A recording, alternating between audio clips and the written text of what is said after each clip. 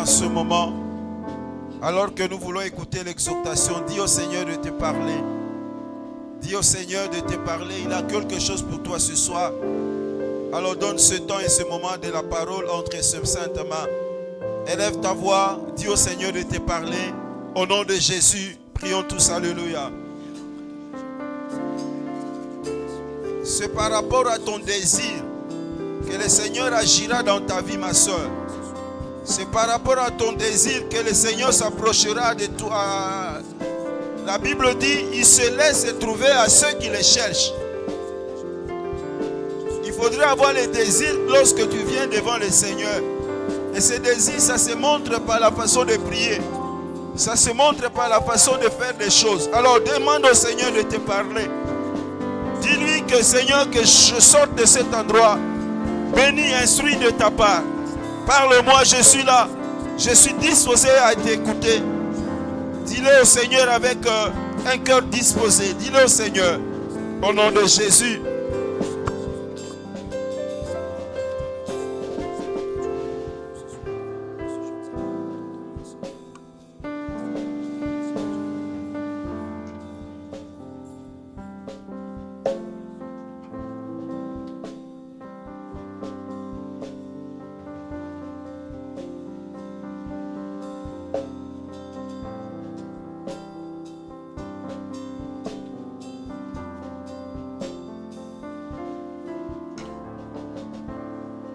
Seigneur notre Père et notre Dieu, en cette soirée nous voulons être reconnaissants pour te dire merci. Merci pour tes bienfaits, merci pour tes hauts faits dans nos vies. C'est toi qui as voulu et c'est toi qui as permis que ce soir nous soyons encore ici, Seigneur. Personne parmi nous a voulu par lui-même, car le souffle, la vie que nous détenons vient de toi. Seigneur, merci pour cette soirée. Merci pour ce programme que tu avais débuté avec nous, Seigneur. Et merci pour cette 19e journée que tu passes avec nous. Nous te disons merci. Merci pour mes frères et sœurs présents en cet endroit. Merci pour ceux qui sont en ligne. Alors le moment d'écouter ta parole est venu. Nous voulons que tu nous parles, Seigneur. Saint-Esprit, viens exprimer la volonté de Dieu au travers de nos lèvres. Saint-Esprit, viens parler à ce peuple que tu as réuni en cet endroit. Saint-Esprit, viens glorifier le nom de Jésus au milieu de nous. Saint-Esprit, viens accomplir le programme prévu dans le calendrier de Dieu pour nous ce soir.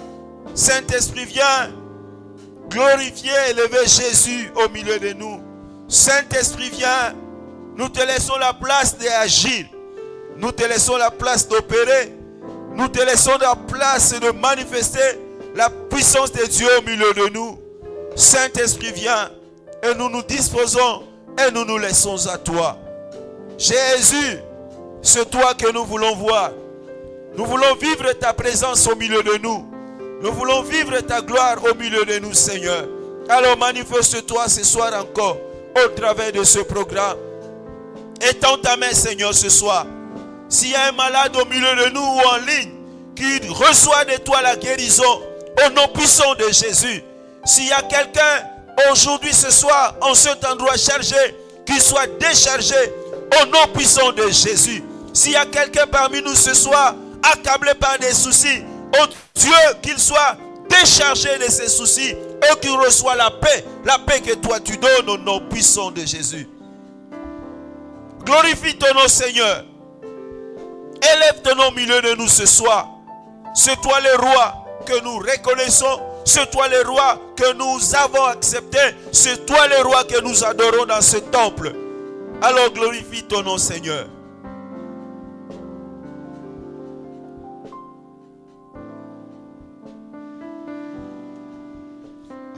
Aquele que criou o céu e a terra.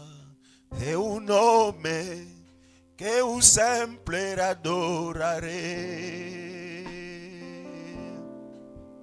Aquele que criou o céu e a terra, C'est un nome che io sempre adorare, aquele que creio, o céu se a terra. É um nome, eu sempre adorarei. O nome de Jesus, que eu sempre adorarei. O nome de Jesus, que eu sempre adorarei. De dia, de noite seja onde quer que for, é o nome que eu sempre adorarei.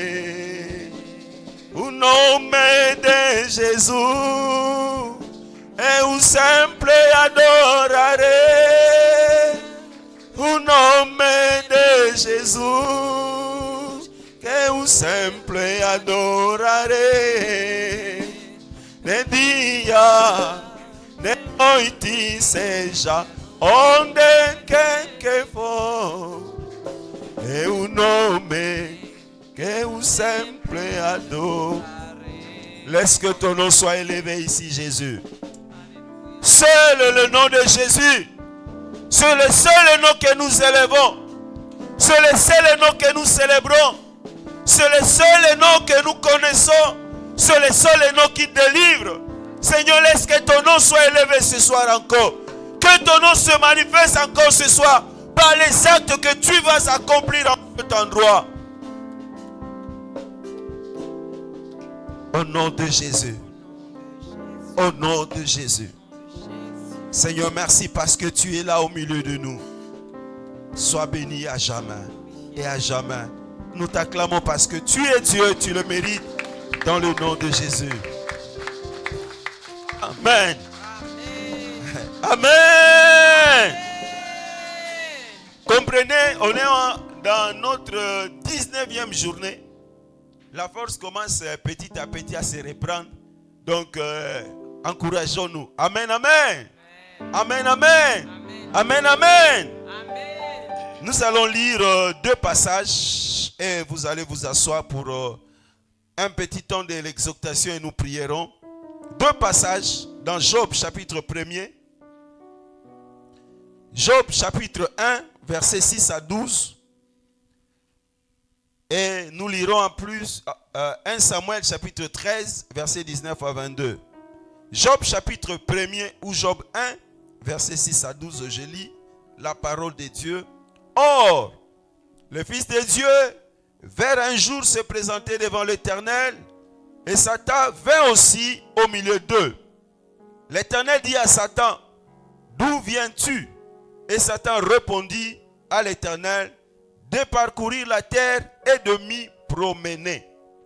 L'Éternel dit à Satan, as-tu remarqué mon serviteur Job? Il n'y a personne comme lui sur la terre. C'est un homme intègre et droit, craignant Dieu et se détourna du mal. Satan répondit à l'Éternel, est-ce d'une manière désintéressée que Job craint Dieu? Ne l'as-tu pas protégé, lui, sa maison et tout ce qui est à lui? Tu as béni l'œuvre de ses mains et ses troupeaux couvrent le pays. Mais étends ta main, touche à tout ce qui lui appartient, je suis sûr qu'il te maudit en face. L'Éternel dit à Job, voici tout ce qui lui appartient, je te le livre. Seulement, ne porte pas la main sur lui. Et Satan se retira devant la face de l'Éternel. Je lis 1 Samuel chapitre 13, versets 19 à 22. 1 Samuel chapitre 13, verset 19 à 22. On ne trouvait point de forgeron dans tout le pays d'Israël, quand le Philistin avait dit, empêchons les Hébreux de fabriquer des épées ou des lances. Et chaque homme en Israël descendait chez le Philistin pour aiguiser son soc, son oyo, sa hache et sa bêche. Quand les tranchants de bêche, de oyo, de trédans et de haches étaient émoussés, et pour redresser les aiguillons. Ils arrivaient qu'au jour du combat, il ne se trouvait ni épée, ni lance entre les mains de tout le peuple qui était avec Saul et Jonathan, et il ne s'en trouvait qu'auprès de Saoul et de Jonathan, son fils. Amen. Que Dieu nous bénisse, nous pouvons nous asseoir. Ce soir, nous allons parler sur un petit thème. Ne rien lui laisser ou ne rien lui donner.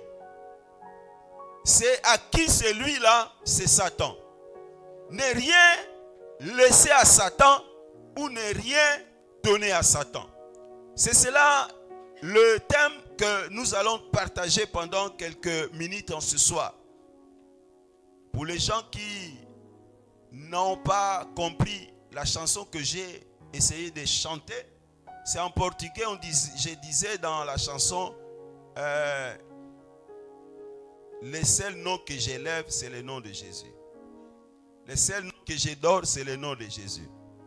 C'est en fait cela la chanson, l'idée de la chanson. Je bénis Dieu pour que je vienne aujourd'hui, alors que nous sommes à notre 19e journée. Dans 2 jours, nous allons terminer ces programmes.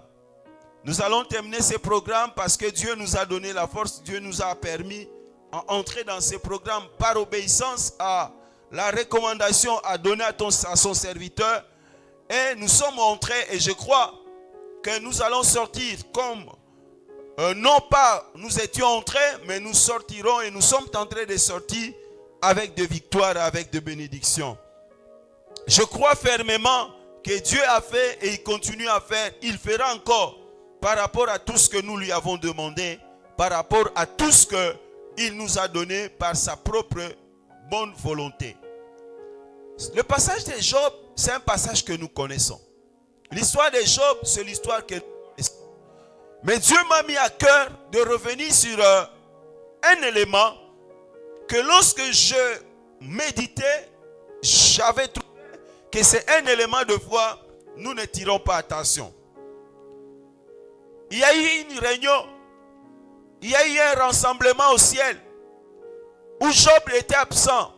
Il ne savait pas qu'il y a des choses qui se passaient quelque part. Des fois comme nous aussi, il y a des choses qui se passent quelque part où on parle de votre nom, où on parle de votre futur, où on vous parle de votre lendemain, où on parle de votre famille. Vous et moi, nous ne savons pas. Vous et moi, nous ne connaissons pas. Dans cette réunion-là, Dieu a parlé de Job, de ce que Job le craignait, de ce que Job était un homme intègre, de comment Dieu était content de Job. Dieu, il était content de Job, non pas par rapport à ce que Job avait. Dieu ne m'a pas parlé de Job à Satan par rapport aux avoirs de Job. Il n'a pas dit à Job, tu vois comment Job il est riche. Il n'a pas dit, tu vois comment Job il a beaucoup de choses. Il a dit à Dieu, à Satan, tu vois comment Job est intègre et droit. Comment il me craint. Comment c'est un homme séparé de Dieu. C'est ce qui importe Dieu. Frères et sœurs, ce qui importe Dieu d'abord, ce n'est pas notre matériel. Ce qui importe Dieu d'abord, ce n'est pas notre avoir. Si tu as suivi Dieu pour avoir des bonnes situations sociales, si tu as suivi Dieu que pour avoir de l'argent, pour avoir un bon mariage, pour avoir des enfants, alors le jour où tu les auras, tu fuiras Dieu. Alors le jour où tu l'auras, tu laisseras prier. Parce que tu as déjà obtenu ces dons pour lesquels tu priais. Mais nous ne prions pas nous. Je pense c'est votre cas et le mien aussi. Nous ne prions pas pour avoir du travail. Nous ne prions pas pour avoir de maison. Parce que du travail ou la maison, nous le laisserons ici-bas. Ce n'est pas pour cela que nous prions. Que j'ai du travail, que je n'ai pas du travail, je n'abandonne pas Dieu.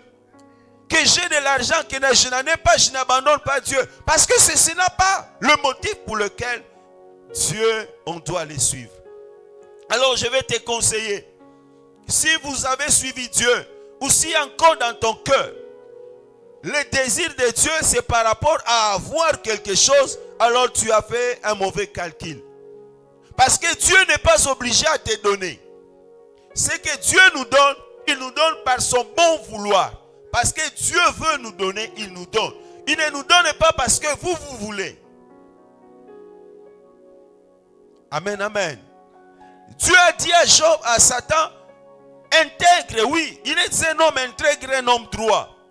Alors lorsque Dieu parlera de toi ou de moi, quelles sont les qualités en nous que Dieu vantera?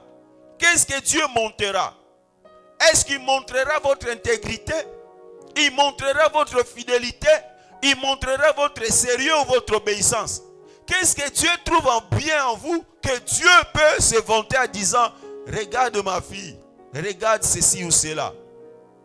Mais par contre, lorsque Satan, il répond à Dieu, il ne dit pas à Dieu, oui, il est intègre, oui, ceci ou cela. Il dit non, Job, il est tout ça parce que c'est parce que tu l'as béni. L'obéissance de Job, l'intégrité de Job, ce n'était pas par rapport à ses avoirs. Oh non, mais frère, qu'est-ce que je peux faire? Je suis en train de manquer, non? Si j'accepte d'être deuxième bureau, c'est à cause de la souffrance. Si j'accepte encore de vivre dans les copinages, c'est à cause de ces souffrances. C'est ce frère-là qui paye mes minervales. C'est celui-là qui paye. C'est celui-là qui paye. C'est celui-là qui me fait ceci. C'est celui-là d'ailleurs. Ce n'est pas à cause de cela, frères et sœurs. Nous ne pouvons pas être intègres à Dieu parce que nous avons. Nous ne pouvons pas nous excuser. Je suis en train de pécher. Je suis en train de... Dieu comprendra parce que je suis en train de manquer. Parce que Job, lorsque même il a perdu tout cela, il continue à être intègre. Ça veut dire l'intégrité de Job, la droiture de Job, la fidélité de Job, ce n'était pas par rapport à ce qu'il avait. Si tu désobéis à Dieu, si tu vas dans le péché à cause de ce que tu manques, ou parce que tu es en difficulté, alors tu as un problème, frères et sœurs. Satan, il parle à Dieu de Job par rapport au matériel. Il parle à Dieu de Job par rapport au physique. Alors que Dieu parlait de Job à Satan par rapport à ce qui est spirituel. Frères et sœurs, j'aimerais encore venir te réveiller ta conscience. Ta vie spirituelle, c'est ce qui importe pour Dieu. Ton intégrité, ta communion avec Dieu, ton intimité avec Dieu, c'est ce qui t'importe. Alors, donne de l'importance à ta vie chrétienne. Cesse d'être négligent. Cesse de négliger ta relation et ta communion avec Dieu. Cesse de négliger ton intimité avec Dieu. Ta fidélité, l'obéissance à Dieu, cesse de négliger cela. C'est ce qui fera que vous et moi, nous puissions hériter le royaume des cieux. Ce n'est pas ce que nous avons sur la terre qui va nous donner l'accès au ciel. Non, frères et sœurs. Parce que l'accès au ciel, on ne le paye pas avec de l'argent. On ne le paye pas avec la voiture. On ne le paye pas. C'est par rapport à notre conduite, à notre façon de marcher. Tu diras oui, la seule condition c'est d'accepter Jésus. Oui, la seule condition c'est d'accepter Jésus. Accepter Jésus ne veut pas dire continuer. Sinon, la Bible dira, tu crucifies encore le Seigneur. Celui qui continue à marcher dans le péché alors qu'il a accepté Jésus dans sa vie, il continue à crucifier le Seigneur. C'est comme si Jésus est mort pour rien. Mais écoute-moi. Satan, lorsqu'il parle à Dieu, écoute, tu as béni Job. Écoute, tu as donné à Job ceci ou cela. Écoute, tu as d'ailleurs, toute la terre est remplie de ces bétails. J'ai constaté, j'ai compris que dans Satan, il était mécontent. Il était mécontent que Job soit heureux. Il était mécontent que Job soit béni. Il était mécontent que Job possède. Il était mécontent que Job soit bien. La chose que j'ai compris lorsqu'il dit à Dieu, Écoute, d'ailleurs, tu lui as donné, tu lui as accordé, tu lui as fait. Mais qu'est-ce que ça te fait, Job? Plutôt Satan. Ce n'est pas toi qui as donné cela à Job. Si c'est Dieu qui a donné à Job, alors quel est ton problème? Satan est en train de réclamer à Dieu, mais Dieu, ces garçons-là, cet homme-là, Job, il est heureux, il est content, il est bien. Parce qu'il est jaloux. Il est mécontent. Frères et sœurs, Satan, c'est quelqu'un qui est jaloux de notre bénédiction. Il est jaloux que tu sois en paix. Il est jaloux que tu sois heureux. Il est jaloux que tu marches bien. Satan, il est jaloux. Il est mécontent de toi. Alors, j'aimerais réveiller ta conscience ce soir. Ne blague pas avec Satan lorsqu'il est question de le combattre. Lorsqu'il est question de le résister, ne blague pas avec lui. Parce que c'est un type, c'est quelqu'un qui est mécontent. C'est quelqu'un qui est jaloux. Il est jaloux que tu sois heureux. Il est jaloux que tu sois en paix. Il est jaloux que tu prospères. Il est jaloux que tu avances. Et il fera tout parce qu'il est jaloux à combattre que tu sois et que tu restes main vide. Satan, il était content que Job reste main vide. Satan, il était content que Job soit dépossédé de tout. C'est là où il était content. Parce que c'est quelqu'un qui est mécontent. Alors mon frère, ma soeur, sache-le qu'il y a quelqu'un qui est mécontent de toi. Si tu ignores les gens qui ne t'aiment pas, si tu ignores les gens qui sont mécontents de toi, si tu ignores les gens qui ne veulent pas ton bonheur, alors je t'annonce, je te dis, il y a un qui existe, que tu ne peux pas oublier. Si tu te dis, moi, je suis bien avec tout le monde, je ne vois pas celui qui peut me faire du mal, parce que tout le monde m'aime, tu te trompes. Il y a quelqu'un qui ne t'aime pas, il y a quelqu'un qui est mécontent de toi, son nom c'est Satan. Tu rappelles de cela tous les jours. Il voudra que tu manques. Son plaisir est que toi tu manques. Ton plaisir que Dieu ne te bénisse pas. Son plaisir c'est que Dieu reprenne ce qu'il t'a donné. Son plaisir que tu restes main vide. Il n'est pas content de toi. Ce n'est pas quelqu'un de bien. Alors nous ne pouvons pas être bien avec lui. Parce que c'est quelqu'un de méchant. C'est quelqu'un de mauvais. La deuxième des choses que je comprends auprès de ces garçons, ou plutôt de Satan, que lorsqu'il dit, écoute, tu lui as tout donné. Tu lui as tout donné. Ça veut dire, reprends ce que tu lui as donné. Mais maintenant, je réfléchis d'une autre façon. Imagine maintenant que Job n'avait rien. Et que Dieu lui dit, je vais bénir Job. Je vais tout donner à Job. Est-ce que Satan allait laisser accepter que Dieu donne tout à Job? Non. Pour toi qui es en train de chercher que Dieu te donne. Pour toi qui es en train d'entrer dans la présence de Dieu pour que Dieu te donne.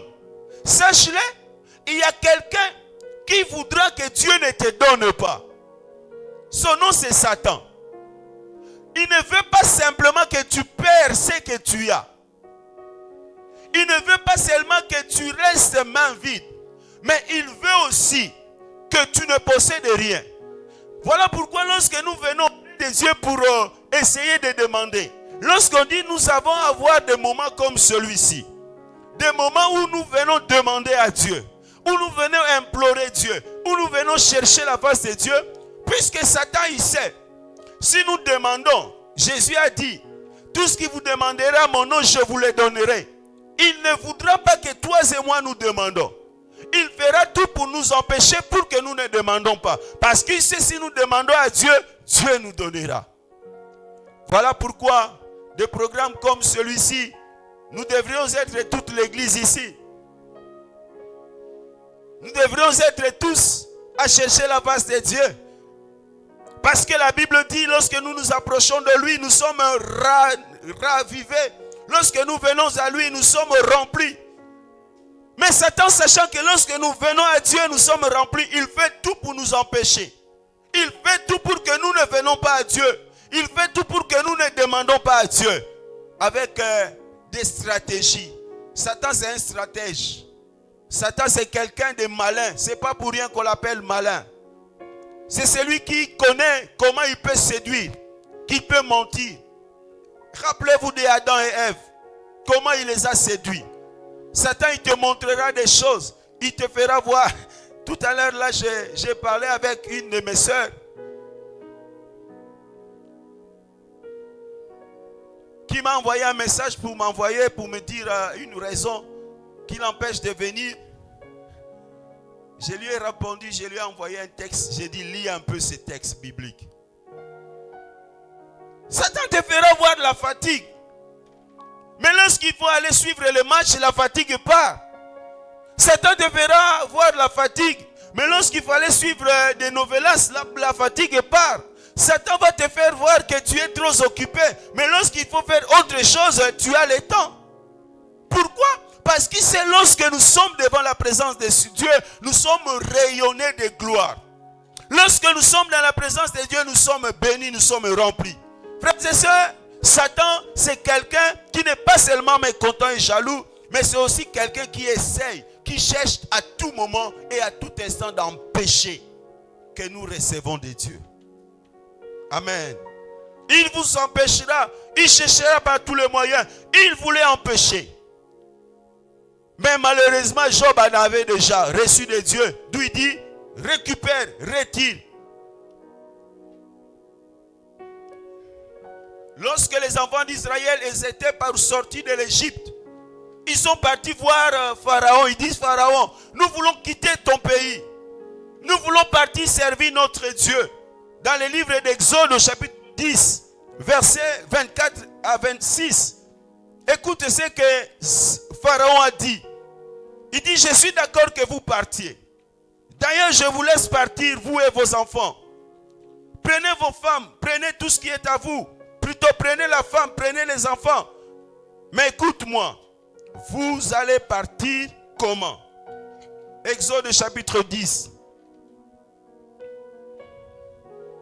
Pharaon appela Moïse et dit, allez servir votre Éternel. Allez servir votre Éternel. Je suis dans Exode chapitre 10. Verset 24. Il n'y aura que vos brebis et vos bœufs qui resteront. Vos enfants pourront aller avec vous. Prenez vos enfants, prenez vos femmes, partez. Mais vous allez partir main vide. Vos brebis et vos bœufs resteront. Vous voyez l'image de Satan que Pharaon représente. C'est quelqu'un qui dit, bon, moi je te laisse, allez-y. Tu peux aller prier, tu peux aller prier, tu peux aller prier. Mais il faudrait que tu sois main vide. Tu peux aller te battre, tu peux aller faire tout ce que tu veux. Mais il faudrait que tu ne puisses pas avoir des choses entre tes mains. Il dit, vous laisserez vos bœufs, vous laisserez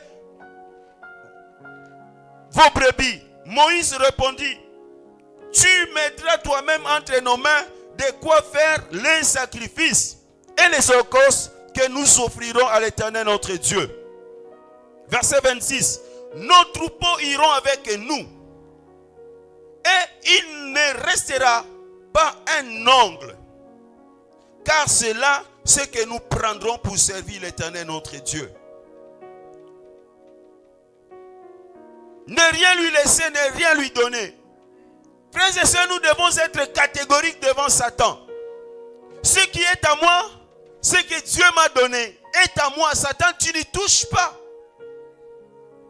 Ce qui est à moi, Satan,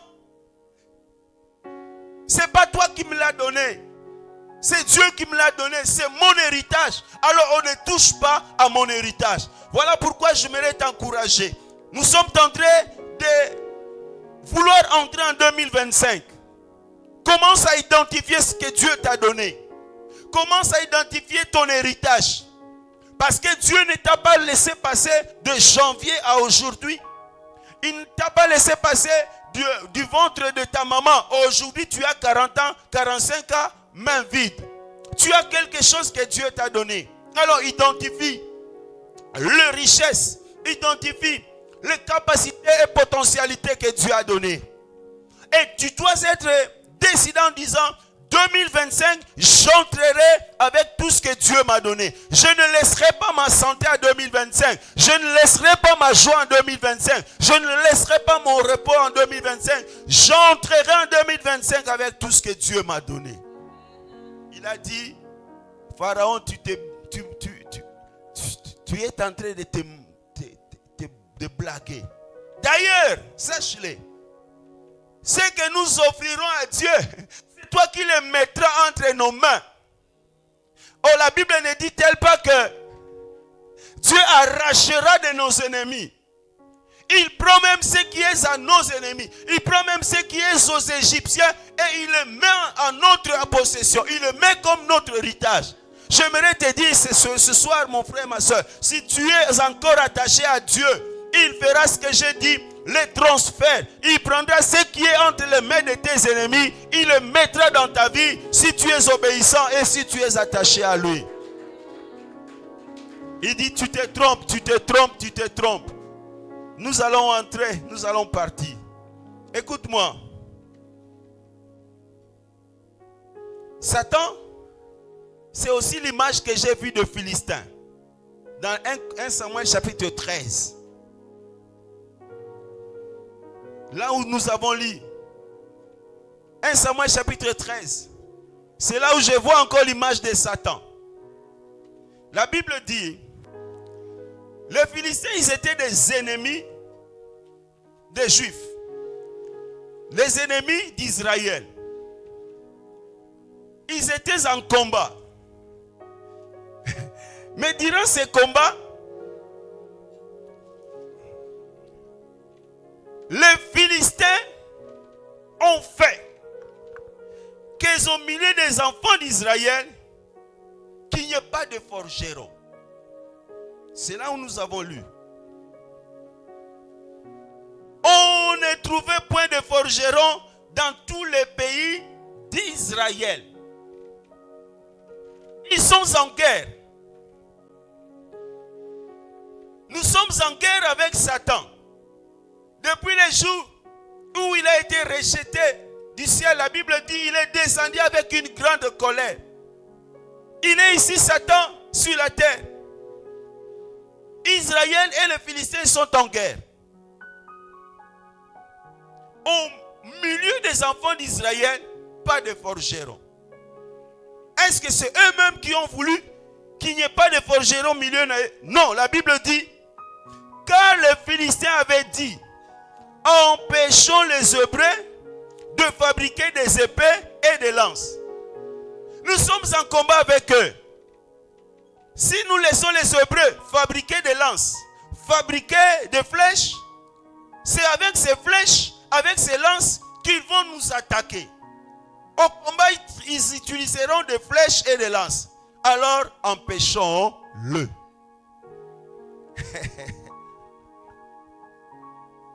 Il y a beaucoup de chrétiens. Ils vont au combat. Comme les enfants d'Israël. Lorsque nous lisons dans la suite, on dit, parmi eux tous, il n'y avait que 2 personnes qui avaient des armes, qui avaient des lances. Saoul et Jonathan. Tous les restes, ils avaient sans armes. Pourquoi? Parce qu'ils ont laissé les Philistins les empêcher. Ils ont laissé les Philistins les empêcher. Alors lorsque les Philistins les empêchaient, avant de forgeron, où est-ce que Saoul était? Où est-ce que tous les chefs militaires ils étaient? Est-ce qu'ils avaient compris l'importance d'avoir des forgerons au milieu d'eux? Est-ce qu'ils avaient compris l'importance d'avoir des armes au milieu d'eux? Lorsque je parle de forgerons, je les compare comme des intercesseurs.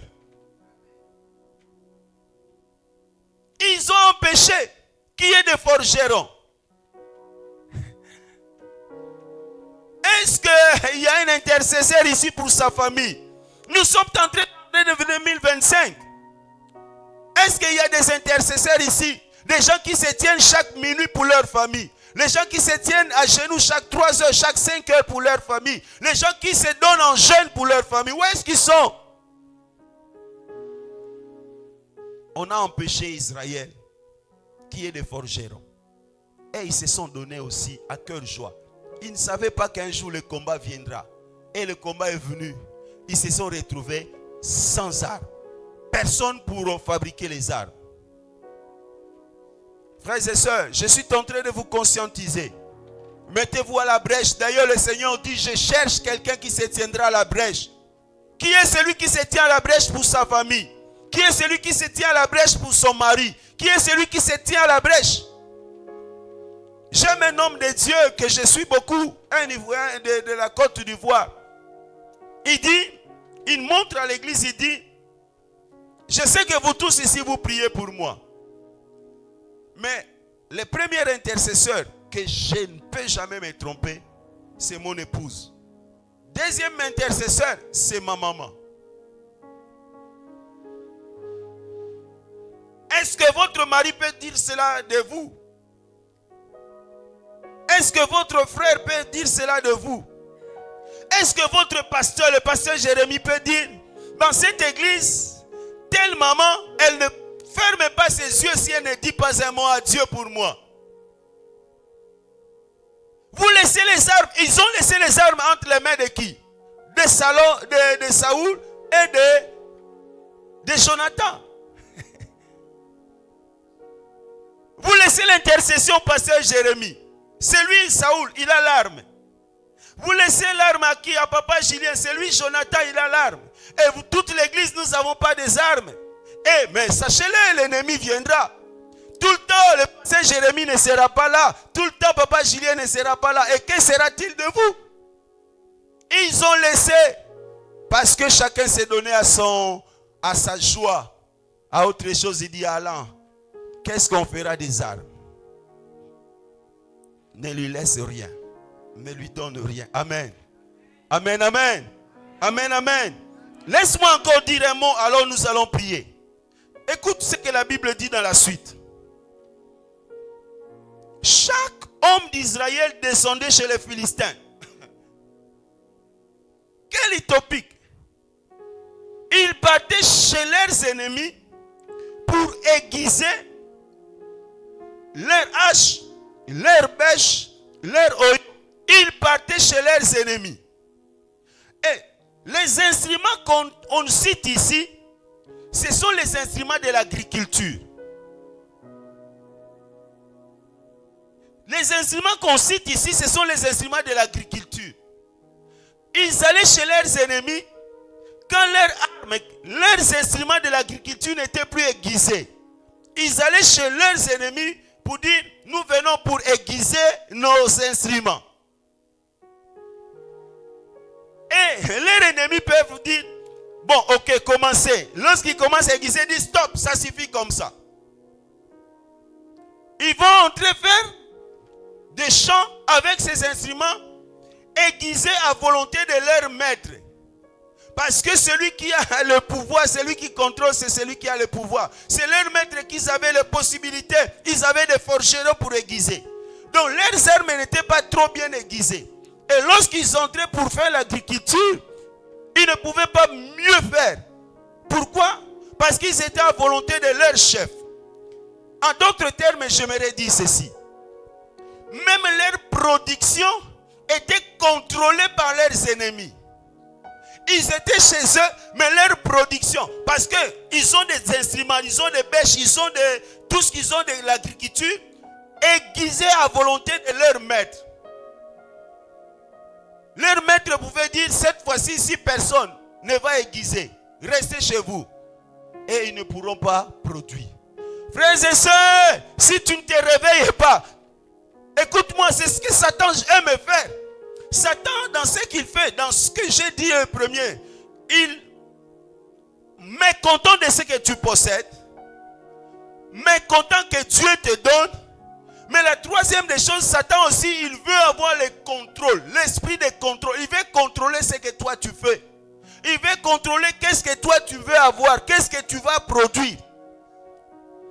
Alors si tu n'es pas éveillé, c'est ce qui arrivera dans ta vie, ce qui est arrivé dans les enfants d'Israël. Ils étaient contrôlés. Ils ne pouvaient pas être à l'aise, faire comme ils veulent, parce qu'ils dépendaient. Satan veut. Tu te dis, je suis enfant de Dieu, je viens à la prière, mais Satan veut avoir le contrôle sur toi. Alors je t'invite, mon frère et soeur, ne le laisse pas cette année, ne laisse pas entrer 2025 qui ait le contrôle sur toi, qui ait le contrôle sur ton travail, qui ait le contrôle sur tes avoirs, qui ait le contrôle sur sa santé. Parce que lorsqu'il aura le contrôle sur ta santé, il saura que tu as eu un bon boulot. Et il va commencer à te bombarder de maladies. Toi aussi, tu vas à l'hôpital, tu prends le repos médical, tu prends et l'église. Le boulot dit non. On ne peut pas compter sur lui pour sa carrière. On te cherche une excuse pour te mettre. Parce que Satan sait, si tu vas au boulot, tu seras promu. Si tu vas au boulot, tu seras béni. Il a un contrôle. C'est un problème sérieux que beaucoup de chrétiens ont. Il y a des chrétiens qui sont encore chrétiens, mais ils sont contrôlés. Pourquoi ils sont contrôlés? Parce qu'ils continuent à collaborer avec le diable. Ils sont à Dieu, mais ils sont encore des amis du diable. Ils sont à Dieu, mais ils ont encore des attentes avec le diable. Je me pose la question. Lorsqu'on a empêché les forgerons, qu'est-ce qu'ils avaient fait? Où est-ce qu'ils étaient? Il y a des choses qui ne vont pas et tu les trouves normales. Il y a des choses qui ne marchent pas, tu ne te réveilles pas, tu ne te dis pas ça, c'est pas normal. Tu te contentes jusqu'à ce que tu vas te trouver que tu es vraiment lié, complètement lié. Amen, amen. Amen, amen. Je veux que nous prions. Mais écoute-moi.